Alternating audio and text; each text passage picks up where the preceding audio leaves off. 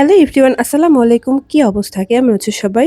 চলে আসলাম আরো একটা নতুন রেসিপি নিয়ে। কি যে একটা হয়েছে, প্রত্যেকদিনই খালি ভাবতে হয় কি রান্না করব আজকে, কি ভিডিও করব আজকে। এগুলো ভাবতে ভাবতেই যেন দিন চলে যায়। রান্না করতে যতটা না সময় লাগে, ভাবতে তার থেকে বেশি সময় লাগে। তো ভাবতে ভাবতে আজকে চলে আসলাম তিলের নাড়ু বানাতে। এর আগে কখনো বানাইনি। আমার মিনি কিচেনে এটাই প্রথম তিলের নাড়ু বানানো হয়তো। তো তাই ভাবলাম সে কাজ, তার জন্য নিয়ে আসলাম ঝোলা গুড়, আর ঘরেই ছিল সাদা তিল।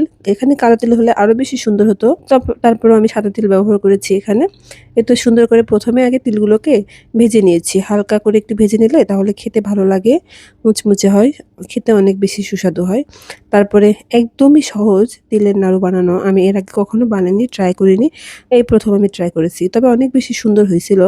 আমি ভাবতে পারিনি যে আমি এটা বানাতে পারবো। তারপরও চেষ্টা করলে সবই পারা যায়, তাই না? এই তো তারপরে ঝোলা গুড়টাকে একটু গরম করে নিয়েছি, জাল করে নিয়েছি। নেওয়ার পর যখন দেখলাম আঠালো আঠালো হয়ে গেছে, তখন আমি সবগুলো তিলগুলোকে ঢেলে দিয়েছি। দিয়ে একটু নাড়াচাড়া করে নামিয়ে ফেললাম।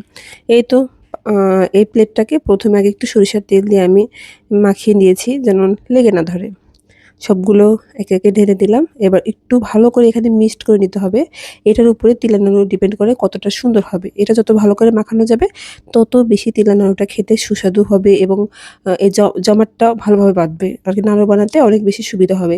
দেখো কত সুন্দর আমার গোল হয়ে আসছিল। এটা কিন্তু ওই জন্যই হচ্ছে, একটু নাড়াচাড়া করে নিলে একটু হালকা ঠান্ডা হয়, তারপরে মিক্সড হয় ভালো, যার কারণে বানাতেও অনেক বেশি সুন্দর হয় এবং সুবিধা হয়। দেখো না কত সুন্দর হচ্ছে, আমার প্রত্যেকটা তিলের নাড়ু অনেক বেশি সুন্দর হচ্ছিল। আচ্ছা, সত্যি করে বলো তো তোমরা, আমার এই তিলের নাড়ুটা কেমন হয়েছে বলো তো? অনেক বেশি সুন্দর হয়েছে না বলো? আরো নিত্য নতুন ভিডিও দেখতে আমার পেজের সাথেই থাকবে।